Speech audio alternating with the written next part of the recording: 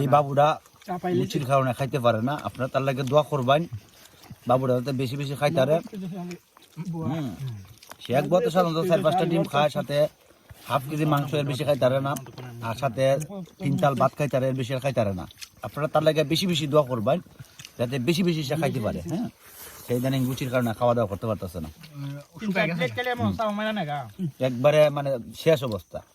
ভাই আমি আগের মতো খাইতারি না। হ্যাঁ, এটা আমরা আজকেও দেখছি। আপনারা বেশি বেশি দোয়া করবেন।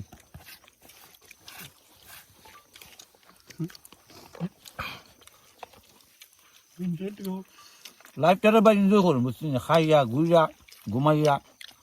ভাই আমি খুব চেষ্টা করি যে আমি কম খাইমু, বা আমি অনেক মানে প্রায় রেগুলারই সপ্তাহে 1-2 দিন শপথ করি যে আমি আজকের থেকে খাওয়ান কমাইলাম।